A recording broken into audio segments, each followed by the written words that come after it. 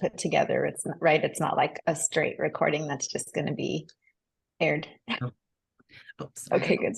Yeah, I mean, what we've been doing is we record these. It would be shared as is with the steering committee, so that they can just hear the conversation since they weren't able to participate in it. And then we work with a writer to write a story about what we've heard, and they may come back to you, and anything that's before posted would be shared back to you for your approval before it goes widespread. Sound okay? Yeah, thank you. Okay. Thank you for asking that, Hoda, because I was wondering too. I'm like, Peppa would have been in there. Like we had to make sure Well, to get it that's right. appropriate. It could be appropriate. Oh, it's a lot of stuff in here.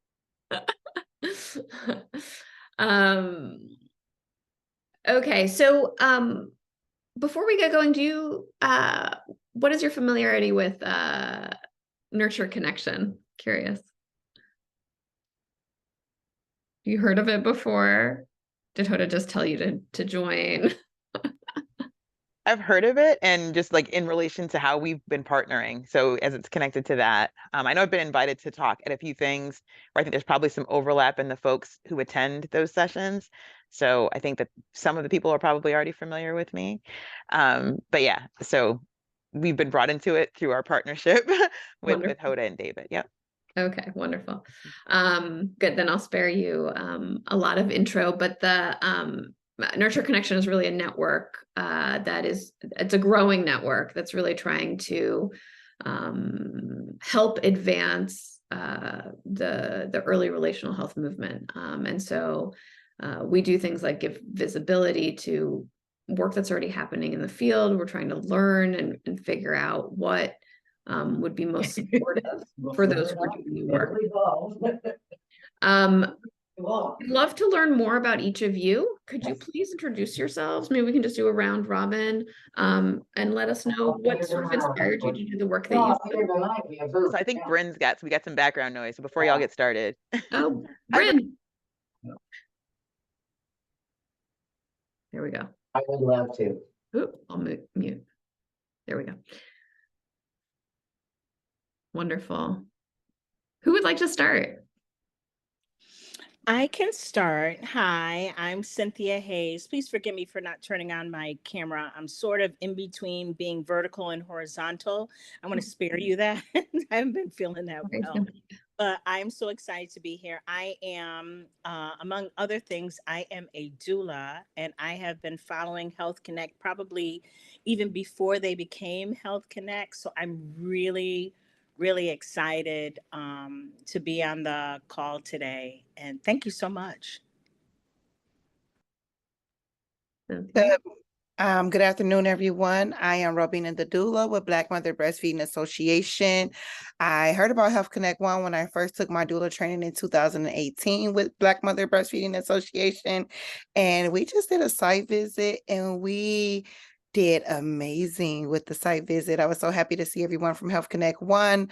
I was missing them from the conference in June, with the summit in June, and it was good to see everyone and just sit down and have dinner and just talk to them and do our site visit. So I'm so happy to be here today as well, and to actually have the option to take the different trainings to help better educate me, to help better educate my families as well.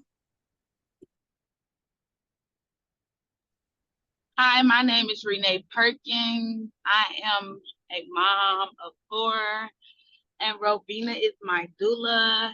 And I'm going to turn on my cameras. I'm about to pull over, ladies. Give me 1 second.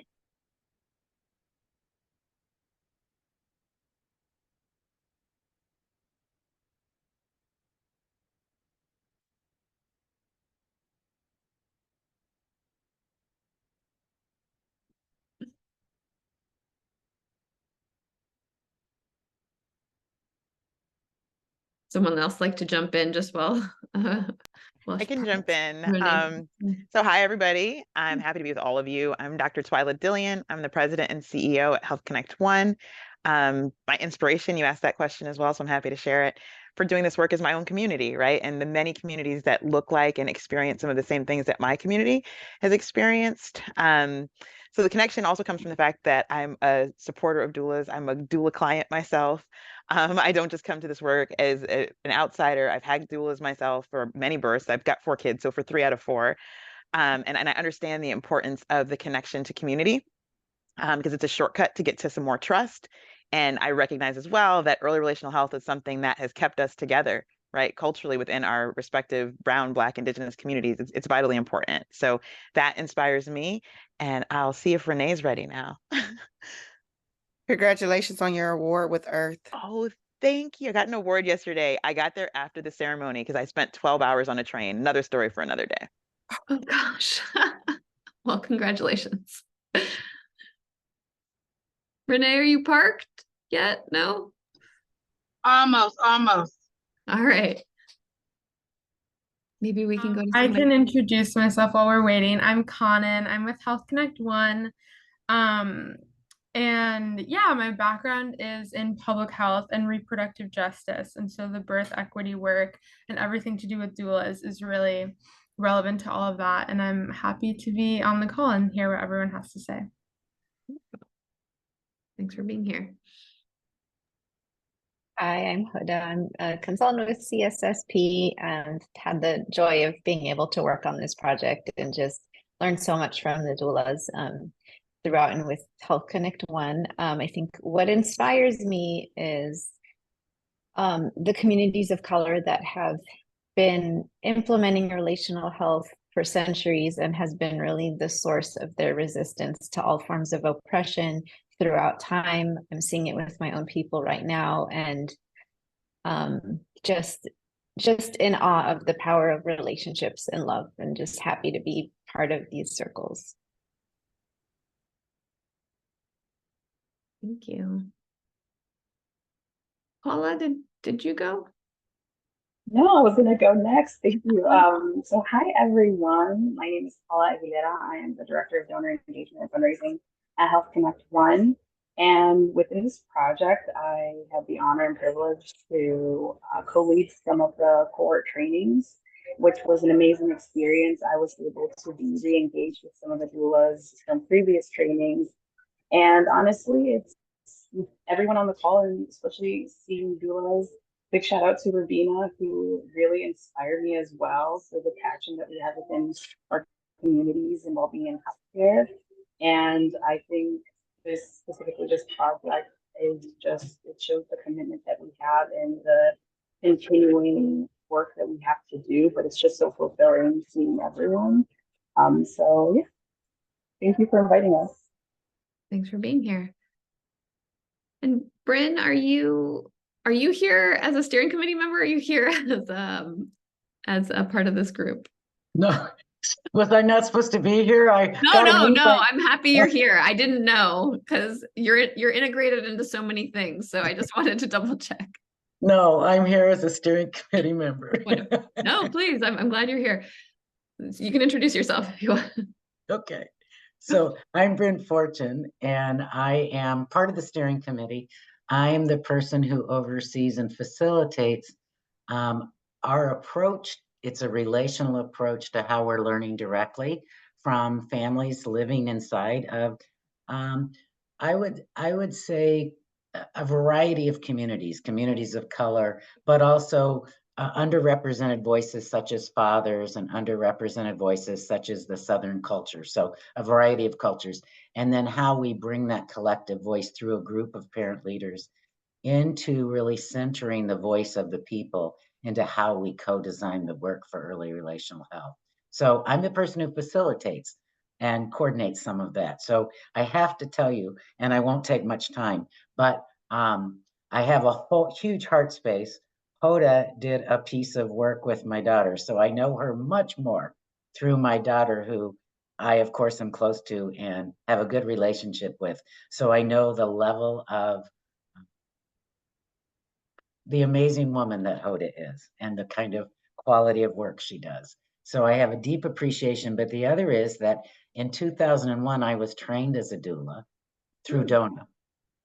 And back in 2001, I live in Michigan, and back in 2001, we had almost no doulas trained that could work that looks like the people that lived inside Detroit. So what little bit of doula work I did was volunteer work inside of Detroit with people of color. And so I have origins that said, whoa, we had a real issue of how can we attract people of color into becoming doulas where it's most needed. And then candidly, I didn't live a lifestyle or have a body clock to be a doula, a birthing doula anyway. So I don't pretend to have your knowledge base other than an appreciation for the significance of the relational development of what doulas can be. So I had to tell you that because of who this group is. I love it. What a good group. And I love the way you put that, the body clock for that. Thank you everybody for introducing. Renee, I don't know if you wanted to add anything now that we see you. Nice to see you. No, I didn't have anything else to add. Okay. Well, I would love, could somebody share what HealthConnect One is all about and how you guys, how this group has come together? Yes. So the way that this group has come together is kind of how HealthConnect One works, right? Like meeting new people, creating a relationship, which makes good sense in terms of what we're doing, right? The importance of being able to lean on one another. When I started at HealthConnect One 3 years ago, Brenda Blasingame was the exiting executive director of the organization, and she pulled me aside. We had a really great lunch in Chicago outside, and she was like, as I was leaving, certain relationships started to form, but I wasn't able to carry it all the way through. And I know that this has legs. So I listened. Brenda and I are friends, quite good friends now, actually. I listened, and she's like, the funders are interested in it as well. And that's usually pretty important if you're going to start something new. So she provided introductions to David and Hoda at CSSP. And we just started building together. Like, what is this? What could this look like? HealthConnect One has been around for a very long time, right? Since 1986, when I was a wee little one. And they've been doing work that's been really iterative and in community, like rooted in community. And that to me is one of the most important pieces of this collaboration. Yes, CSSP has a lot of academic connections. They also have Hoda, who we love just as much as Bryn. I think being able to have those connections and take some of the things that we've learned through a lot of research and evidence and really support communities to do some of the things that they do naturally anyway, right? So the collaboration came together somewhat organically, right? Through relationships that others had fostered. And then I was encouraged to keep going. And I'm very glad that we did. It was also funded through braided funding, also something that is relational, right? How are we all going to pool resources to make sure that we're able to be effective in supporting folks that are doing this crucial work, who then can support their community? So somewhat organically, also introductions, which I feel like are still kind of organic. So that's where this all, started. Did you need any more detail than that? Is that good? No, but anyone want to add anything else? That's really a great mission. Help me understand a little bit about how the work you do and ERH come together more specifically. Why are those two things so interrelated? So as Hoda mentioned earlier, in Black, Brown, and Indigenous communities, there's been disinvestment, intentional harm that's happened and continues to happen. Folks have been divided, separated, incarcerated, and oppressed for generations, right? And that has caused a lot of harm. What's natural to Black and Brown people and Indigenous people is to be together, right? To be together, to support one another when there are needs. That's not something that is new to us at all, but it's been stripped away in a lot of ways. So when we go in and partner with a community, when the community calls, that's typically what HealthConnect One's approach is. What we're doing is helping to build out tools and skills that are already there, right? The communities have what they need. It's just that there are a lot of barriers to those things actually being implemented or successful, right? Your day to day.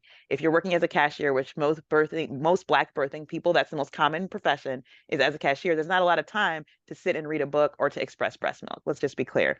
So some of those things need to be reintroduced or elevated within our communities. The folks that we work with and train are community-based birth workers. They look like the people in their community. They speak the same language. They live in the same neighborhoods. It's very intentional, right? I know Rubina knows this well. It's very intentional that that's how things are set up because there's more trust, right?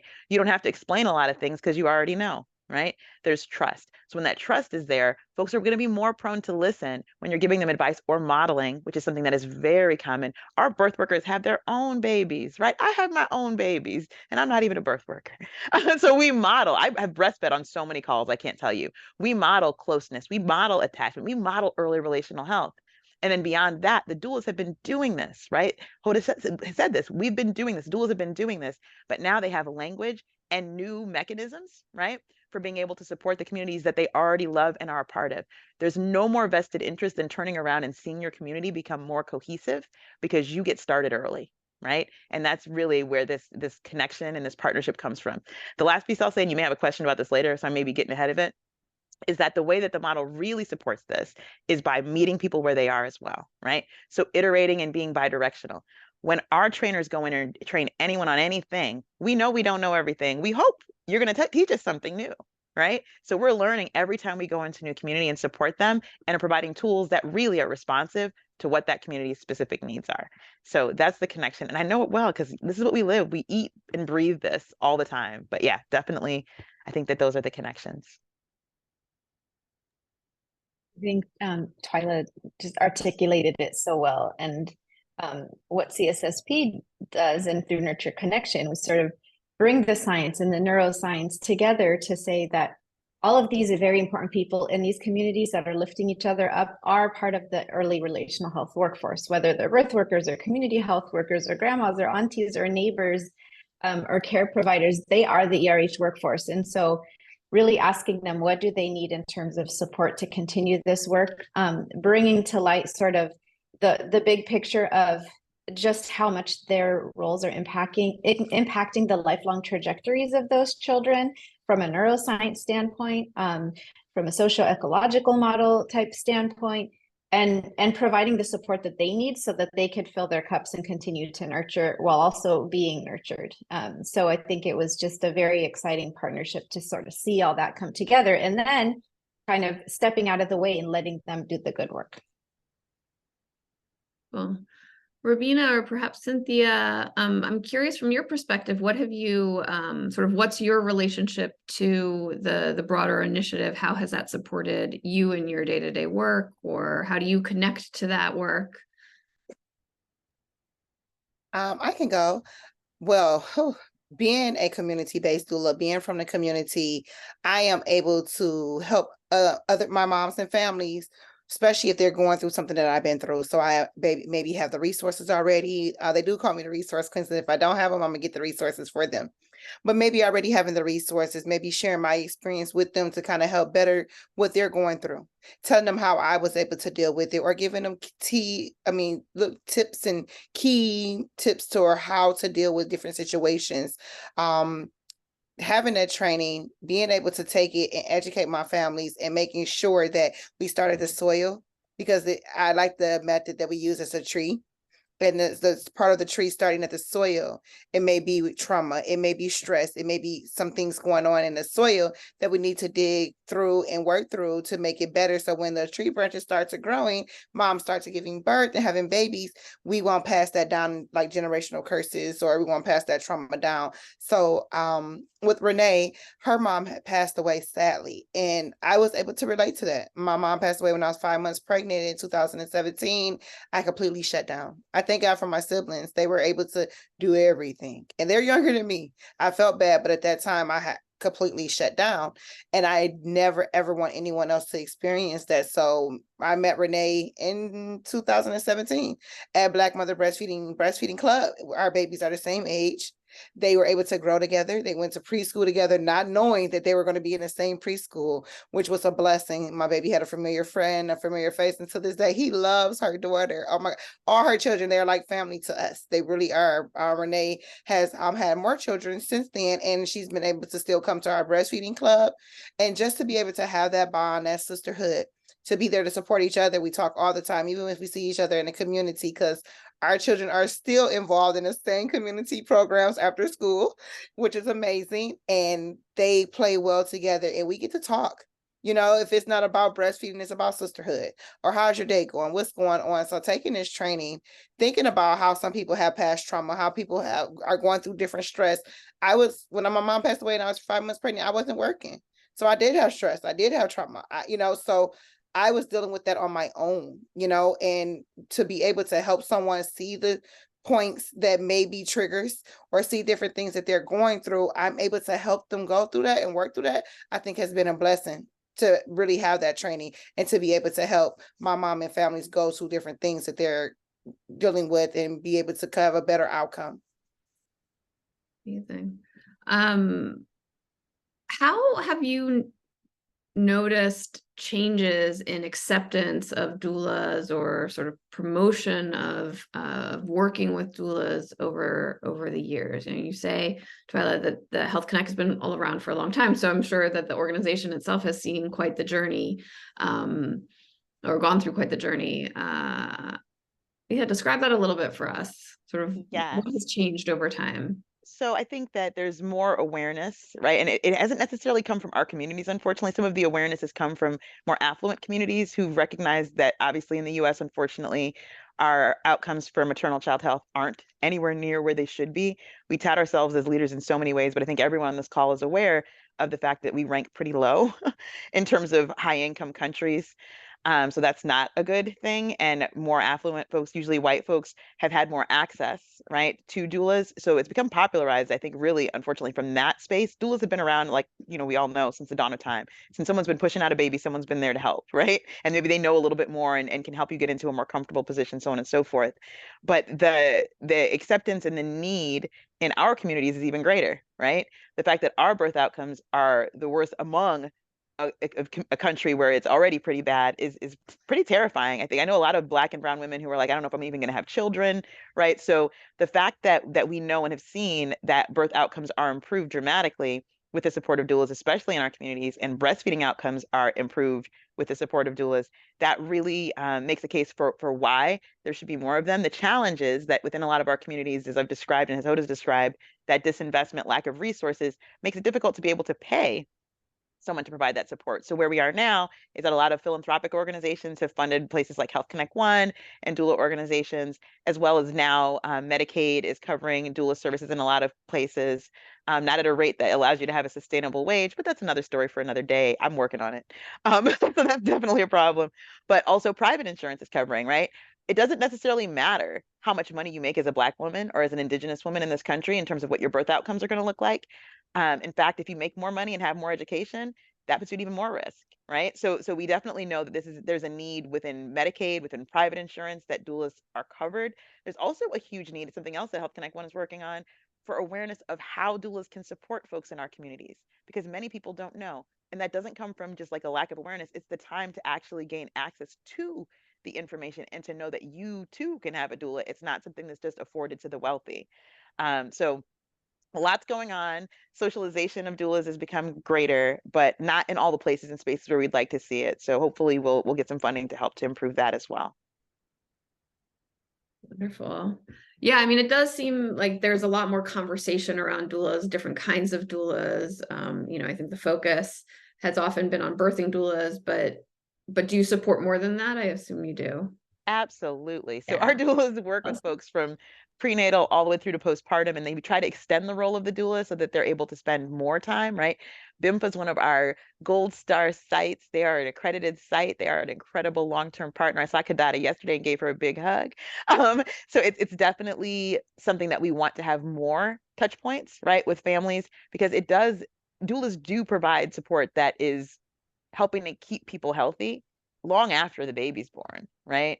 Mental health first aid, that's something that our doulas are doing now, right? Like, so really being able to support people. We know that there are all these crises happening, and we need to be there as people need them, not need the doulas, not just when the baby's coming out, right? That's part of it. It's just part of it. Even holding someone's other child. Someone said to me the other day, I went to someone's house and I stirred a pot of soup.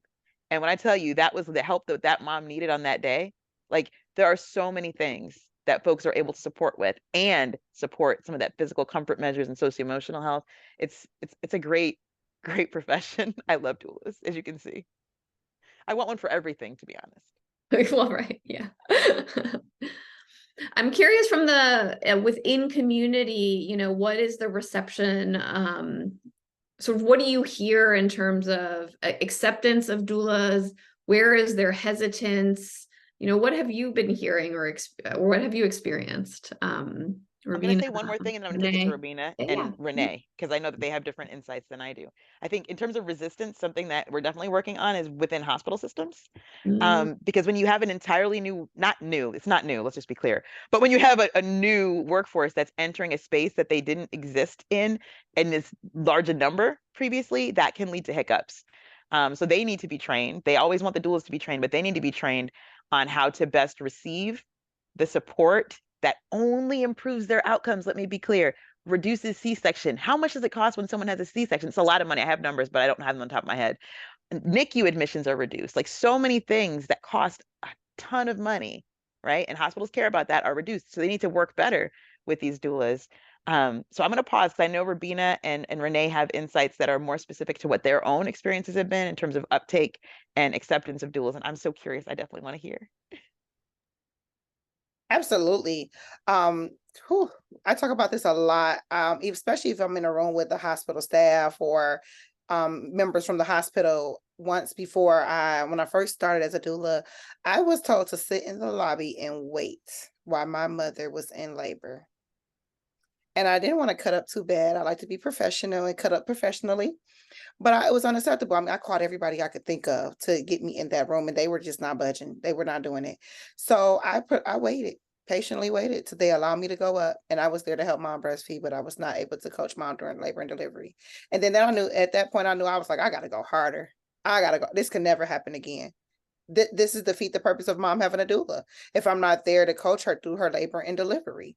So that only happened once, thank God. But now with Renee's situation, mom was going to do a home birth, and here at Black Mother Breastfeeding Association, we don't do home births. So I was so sad that I would not be able to help her, but I was like, hey sis, when I see you at the in the pub, like at breastfeeding club, we're gonna educate you about doula stuff too, what to do. And I know this is mom's fourth baby, but still just a refresher is always good. Also too, when we were in public at different hubs for our children at the school programs, I definitely was like, girl, did you do this? Did you do this? You kick counts and all this type of good stuff. Just making sure she stayed on top of everything with her pregnancy and making sure everything was going well. When mom had to go into the hospital, she had to have an emergency C-section. I'll let her talk more about that. But the doctors were like rushing all over the place, and that was good. They saved mom and baby, and I appreciate that. I thank God for them. But mom had a lot of family members in the lobby with me, plus dad, and they were like, well, only 2 people could come back. And they were like, well, who are you? And who are you? And who are you? And dad was like, I'm dad. Okay, dad can come back. I was like, well, I'm doula and I need to be there. I need to breastfeed baby. I need to help mom with breastfeeding. I need to be there. So they looked at me and they looked at the family, and I looked at the family like, hey, y'all. And I told them who I was. And they said, oh, we know you. We know about you or whatever. You can go back with her. So it was a blessing. I didn't have to fight with the family. I'll argue them down like, we could switch, we could take turns, but I got to be back there first. I got to help mama. And so I was blessed to be able to go by mama's side when she came out in recovery. I didn't leave her side for hours. It was the same. She went in at night. So the next morning I stayed. I could stay up into 12 hours until I exhaust my hours. I stayed with mom. That was my son's graduation open house event that day. It was a storm that night. Like I'm rolling over tree branches. I am on my way. She called me like, I have to go to the hospital. Do you think you could be there? I'm like, I think I could be there. I just called my boss like, please, can I go? She needs my support. My boss is familiar with Renee. Renee is one of our mommies, our breastfeeding mommies who attend all of our breastfeeding clubs for years now. And she was like, well, I can't tell you no, because it's like your sister, you're going to do it. So I'm gonna leave it in your hands. I said, okay. So, like I said, I stayed there and I didn't get no sleep. I went straight to the hall to go stay up, got my cup of coffee to make sure I did set up for my baby's event. And it was like no power in the event, in the venue, and I just made it work. I made it work. But being there with mom, making sure baby breastfed, making sure mom was okay, because mom was in a lot of pain. And I'm not gonna go too far now. I'm gonna let mom tell her part. And look at my beautiful baby. I didn't know the baby was there. But look at my beautiful baby. And Renee, you can go right ahead. Hi everyone. Yes, yes, yes, yes. I have 4 children. I had 3 C-sections. So I was like, I want to have a vaginal birth. I'm having a home birth. I'm going to do this. But my plans, God plans wasn't my plans. I'm gonna say that now. So I had my water broke. It was August 24th. Water broke. I'm like, okay, I'm about to have this. I'm about to have a home birth. I'm about to have a vaginal birth. and called my midwife. She like, go home, count your contractions, time them. So I went home. I was time. I'm like, oh, this pain is different, honey, because I done had 3 C-sections. I'm like, this pain different. So I'm calling Robina like, what I supposed to do? What I supposed to do? She was even though she couldn't be there, she was still giving me advice. Like, do this, do this. I'm like, okay. So then I called my midwife around. She like, call me back at 10. I done called her back at 10. Like, she like, okay, they getting a little closer together. I'm about to be on my way. So 10:30 came. I'm like, called her back like, I'm in pain. I'm about to go to the hospital. What should I do? So she like, I'm right down the street from your house. This day was storm, man, like trees, everything. So she gets to the house. I'm on all fours on my couch, and she checked baby heart rate. My baby heart rate was so low. She jumped up. We gotta get to the hospital. We gotta get to the hospital. I'm like, what is going? I'm panicking now. I'm crying. I see blood. I didn't see blood at first. So I see blood. I'm like, oh no, this is not good. So she rushed me to the hospital. She rushed me to Sinai Grace in Detroit. And I called Robina. Oh, I'm on my way to the hospital. Thank God for Robina. She came right. I'm on my way. She came right there. And when I got to the hospital, they rushed me to the back. They put something in my arm, and I think I woke up the next day. But Robina is so awesome. They was trying to get my baby formula, and I'm a breastfeeding mom. And she told them, no, I'm going to stay with her. She don't want no formula. Let me see. I'm trying to see the words that I can say. She was my birthing plan. Because she already knew what my wishes. So everything I didn't want, she was there to tell them, no, mom don't want this. Oh, no, mom don't want that. Because we already had talked about it. Because I go to breastfeeding class a lot. So she know everything I wanted. And my family was like, you're doula?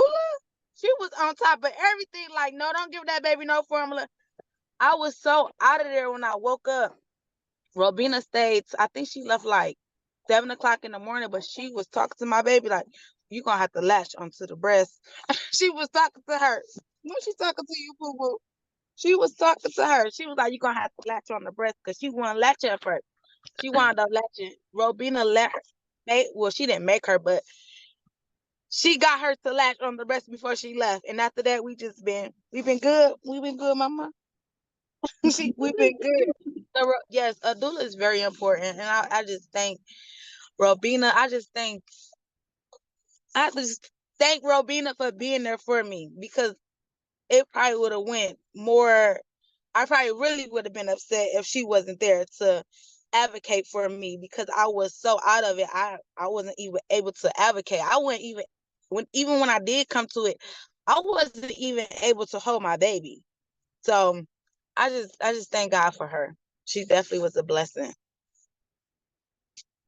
That's a wonderful story. And thank you for sharing, both of you. What a great partnership.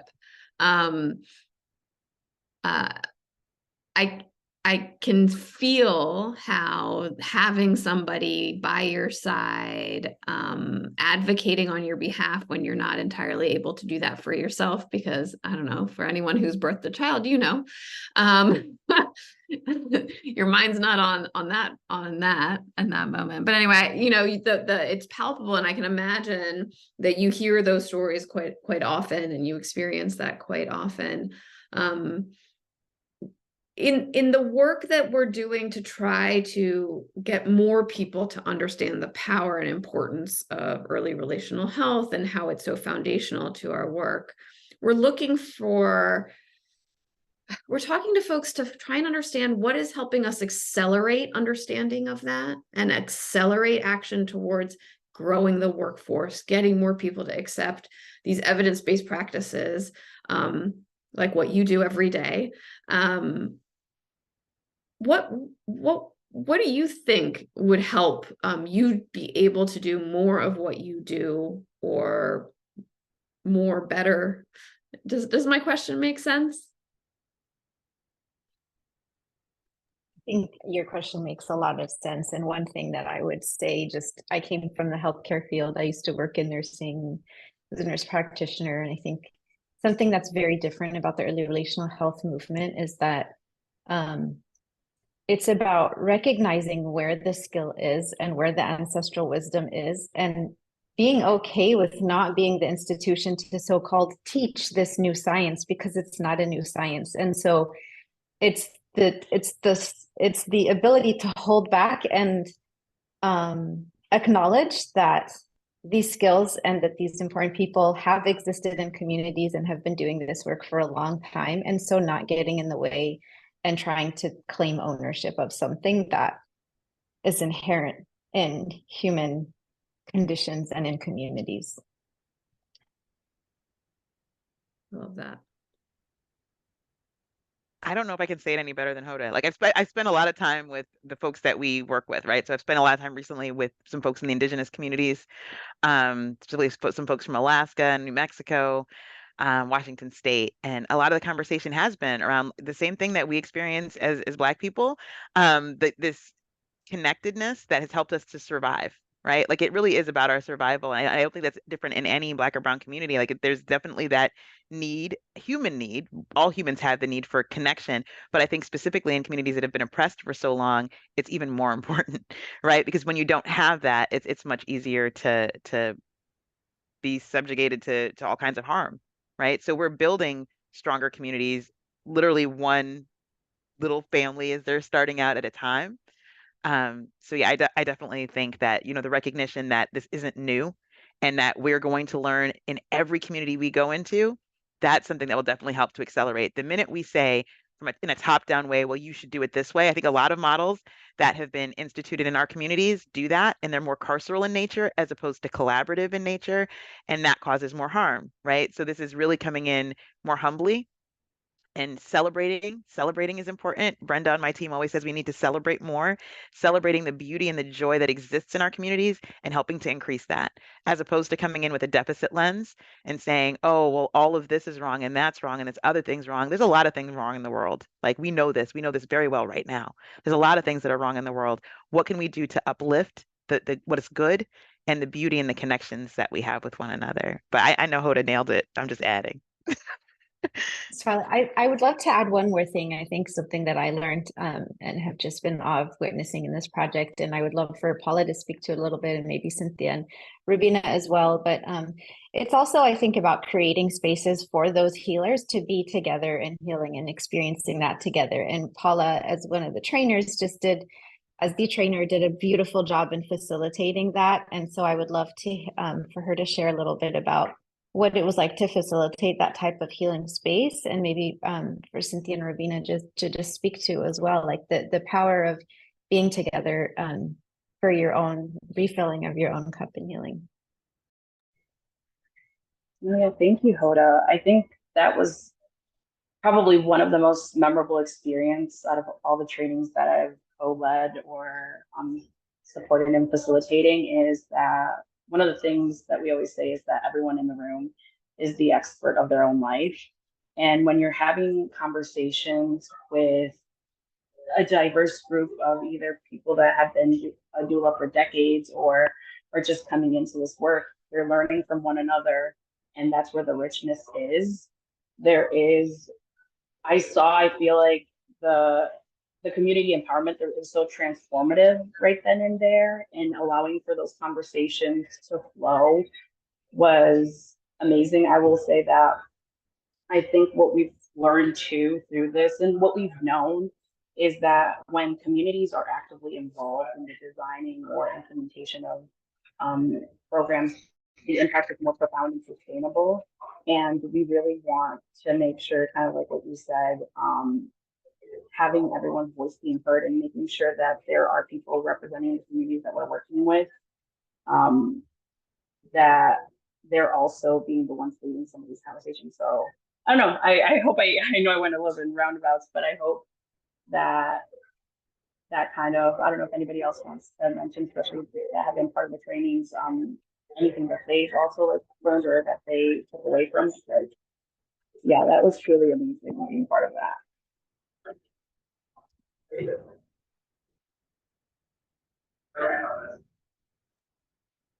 Following on that, Paula, and I'm curious, I'm getting a sense that these trainings serve the purpose of bringing together folks who are in the workforce, who are the doulas,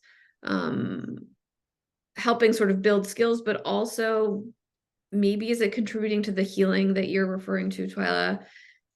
Is that sort of a form of community building also that you're seeing sort of materialize through the training work? Yes, I mean, anytime that we get folks together, it builds more connection. I think things that we're learning through this project, through the Doula Learning Collaborative we have in New Jersey, another one that's starting in North Carolina, is that doulas need to be around each other. Birth workers need to be around each other. They need an opportunity for reflective supervision. They need an opportunity to vent, right? Like any other profession, like they need that opportunity with an audience that will listen and hold what they're saying sacred, right? They also need a break, right? Doulas burn out in 3 to 5 years, especially the ones that are working in communities where the consumers that they're working with have high needs, right? Their clients have higher needs. It's not easy to stay in the job. And when you're not paid a livable wage, that also presents a problem. So I think that all of the intersections that many of the doulas that we need the most are living and working at necessitates a break, necessitates other kinds of supports that don't currently exist. I've been looking and looking and looking for one of these online mental health organizations to provide free counseling, at least up to a point, for doulas, and no one's responding to me. So I may have to figure another method out for that. But having folks to talk to, right, about the challenges that they're facing, even beyond, their own community, that's also important. Like obviously having their own community is key, but sometimes things are a little bit more difficult, right? And we don't want to lose folks that we've helped to grow and to establish trust, right? It takes a long time to build trust in general. These community-based folks have a little bit shorter path because they live in the same places and spaces, but all of this work, we don't want it to exit as doulas burn out. So it's an investment in building the profession as well, to invest in folks' rest and their own rejuvenation and restoration too.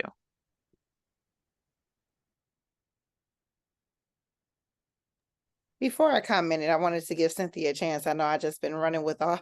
I didn't want to leave Cynthia out. Well, no, I've just been enjoying everything. And so, gosh, where do I begin? I've actually been a doula for, drum roll, 20 years, actively. Yeah, I know.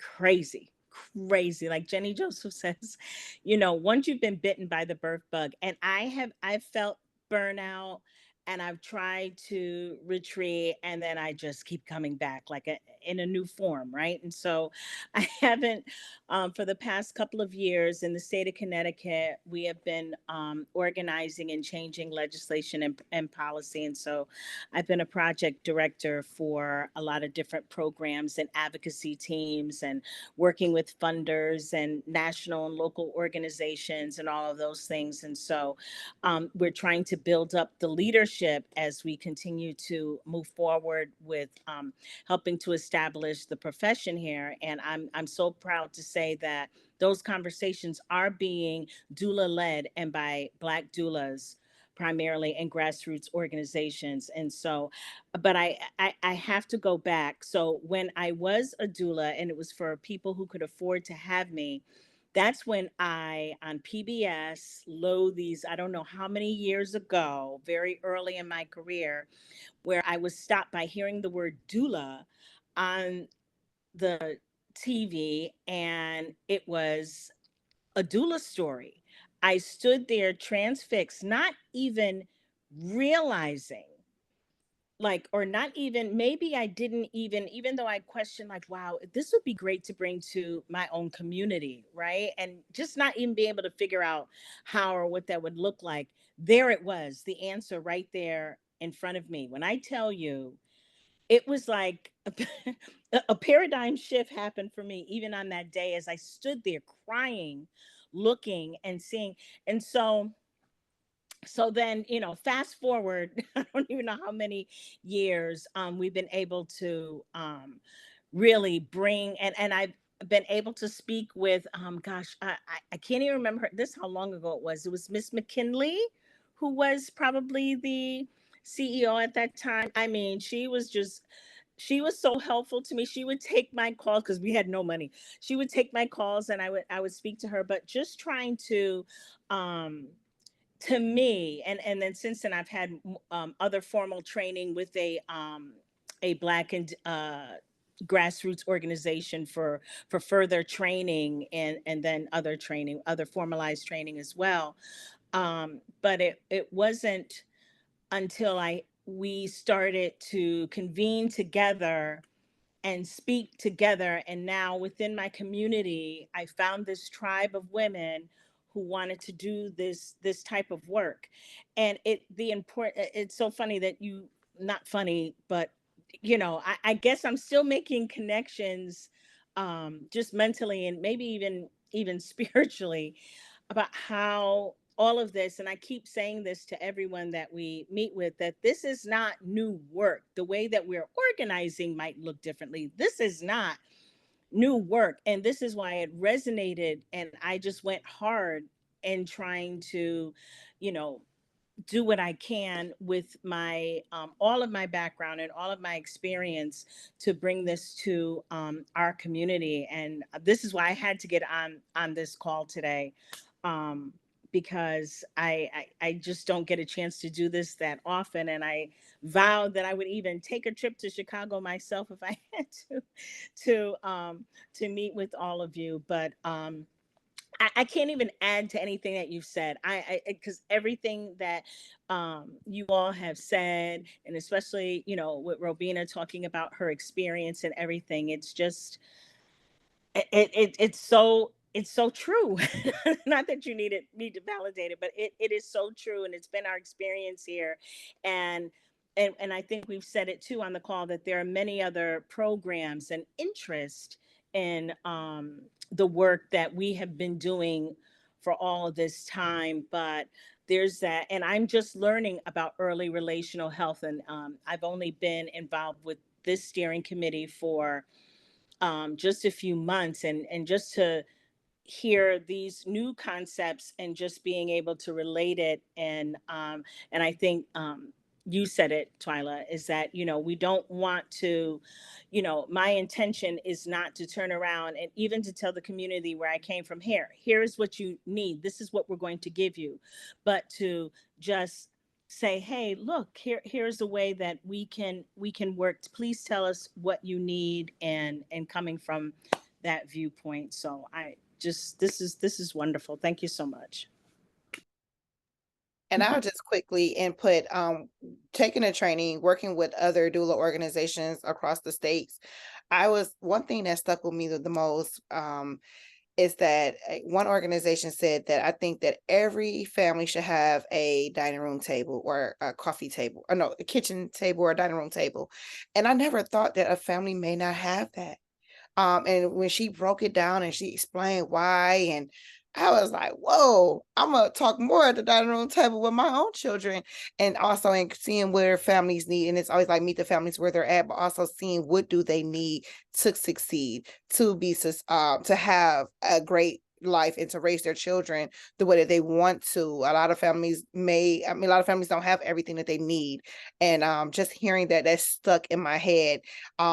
To make sure my families have everything they need. Of course, I have all the resources, but if I don't ask them if they need resources, sometimes they don't ask for them. And they may not even know that I have them. But I let them know I'm always the resource queen. I can help them out in any way that I can. And then with the training, the know, the do, and the feel was really great. And that stuck with me as well. I told you I love the tree. The tree was really great. And what changes are needed, that definitely helped me look, not just with the doula work with my families, also with the community. I sit on a lot of different board advisory committees with the health insurance companies, with the state to reimburse doulas. I help approve the certified doula trainings. We do our research on them, and we come together and we approve them if we all agree, and things like that. So it doesn't stop just at my doula work. And then also, I failed to say that Renee is a doula. She took her training with BIMFA, and her cohort, I believe, was cohort 5, and I was able to sit in on that cohort and give my tips and trades for working in the community and helping them be better doulas and go out here and do the work and reminding them to do self-care so that they don't burn out, because it is easy to burn out. Like I said, it's going on 6 years. Only time that I wanted to quit is when I had 2 deaths that were 2 years apart on the same day. And I was just like, it felt like they were my own babies. And one baby I never even met because the mom didn't do the postpartum visits. And I was just like, this is it. I can't do this. It hurts too bad. And the next day I got a call from a mom who was in labor, and I did not know she was a victim of abuse. She stopped me in the hospital and asked me, what did I do? And I told her, and she became one of my moms. And when I went to her birth, she asked me to cut the umbilical cord. I said, God, I hear you. I'm going to stay. I'm going to continue to do the work. And here I am. So just taking these extra trainings, educating myself, because I never thought about trauma and things like that. Educating myself to better me also and my families. It's just been amazing. So thank you guys so much for everything that you guys do. This is so wonderful. I'm sure we could keep talking and hearing stories because it's so inspiring. Cynthia, 20 years after just having heard that 3 to 5 years is sort of a good engagement. You know, I think that there's so much to learn from that. My last question for everybody is I want to know where you're headed. What is the most urgent work that's happening now and that needs to happen in order to make more of this a reality for families across our communities? Who would like to start? I'll start and then everybody else just do your thing. So I think that obviously this training is vitally important, and it's something I think is going to continue spreading and scaling because it's already in our communities. This is just a way to have the language around it and to make sure that folks who maybe aren't aware of all the impressive work that community-based doulas do, they can have an increased awareness of that and make sure that when they're setting rates, they're really paying attention to all of the different ways and then different pools of resources from the government as well that can go toward this, because it looks a little different than some of the things they've funded before. So providing a better understanding and education about what doulas can impact. So I'm hoping that this influences payment and philanthropy and investing in more doulas, right? I want to see BIMFA continue to grow, right? Like I want to see all of our partners continue to grow and to have the tools that they need to keep supporting communities. Early relational health as well as mental health first aid. I think Robina mentioned all the challenges we have around trauma, right, in our communities, which makes sense based on all the things we've spoken about. Really making sure that there's money for that and then money to support the folks doing the work, because exactly as Robina described it, I could never describe it better. I think we all felt it, right? This feeling of being pulled away because it's so difficult, but then being pulled back in because you're so essential to this work, right? Cutting someone's umbilical cord, like that is deeply personal and deeply just impactful. And I've cried a few times since we've been sitting here, and I've seen a lot of us have. This is very important work, and we can't just let it just fade away, right? So that's how I feel about it. I know everybody has thoughts. I'll be quiet. Well, right now, here in Connecticut, we've had some major developments with state departments. And so Department of Social Services has what they're referring to as maternity bundle to include doulas. But we also have worked through the Department of Public Health, where we are creating a process for certification of doulas. And then we have local foundations and other private funders that are giving us additional monies so that we can train doulas and provide these services and mentorship and all of those wonderful things. And even in that, we do provide, besides mentorship, we do provide and have resources for the doulas that we're developing right now to kind of help with burnout and all of those things. So it's a lot of we're a little state, and you would think that it would be a lot easier. And we do have a lot of help. We have really been able to collaborate with our legislators who have been our champions in this work, which is really remarkable. And so there's a lot going on. There's a lot. And trying to make those connections and keeping those connections. But we're doing it. We're getting there.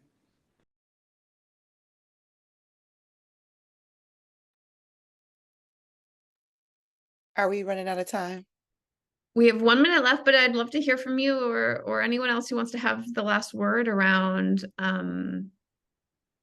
where do we need to go next? How do we make more of this true for more people? Did anyone else want to say something? Okay, I think that we're doing it here at BEMFA, training as many doulas as we can. I'm looking forward to become a doula trainer. Sitting in the classes, giving my input, definitely helping them, lead them in the right direction, letting them know what some of the barriers are, and also encouraging them how to do self-care.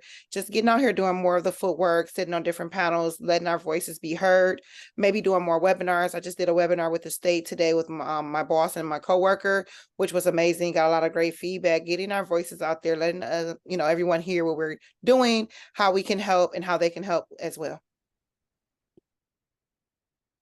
Wonderful. Yes, and I just want to help with the moms, the postpartum moms, because after moms have baby, it's all about baby with everybody. Everybody want to come see baby, but nobody check on mom. So my doula, I just want to be the mom. I mean, the doula that go help the mom. Like she said, go stir a pot of stew, go put it in the laundry so that mom can get her self-care, because if we jacked up the moms after having a baby, then that means everything is out of whack. So I want to be able to help that mom get back normal, if that makes sense. So that's why I became a doula, because I want to help that mom. Because I was the mom after having a C-section. I was 3 days later at the grocery store, and I shouldn't have been. So I want to be able to help moms. That's a great place to end. Yes. And I love the Twyla, the message that you left us with also around that if we're going to build, if we're going to allow communities to show their strength and to thrive, we need to start sort of at those early days, those early phases of relationship building. So what a powerful thing that you all do. Thank you for sharing it with us. We hope that you consider yourselves connected to Nurture Connection. It is a group that continues to learn from each other and try to figure out not how to be top down, but how to be bottom up, and to figure out how we can work together to make more of this true in more communities. So, please stay connected and in conversation as we go forward. Any questions for us or thoughts or anything? I don't have any. Anybody have questions? I would just say, if you guys need me anytime, I'm a phone call away, as long as I'm not at a birth, and I can help out as much as possible any way that you guys need me to. Thank you, Robina. You're welcome. Thank you, Robina. Thank you all for being here today, and we'll be in touch for sure. So thanks for sharing, and I learned a lot today, so I really appreciate it. Thanks, guys. Thanks, everyone. Bye. Have a good Thank weekend. you. You too. Bye-bye. Happy Have a good holidays. one. Oh, yes. Happy So glad holidays. the baby could Bye. join us. That Yes, was just bye, a baby. treat. Yay. So beautiful. Hey, Carol. Bye.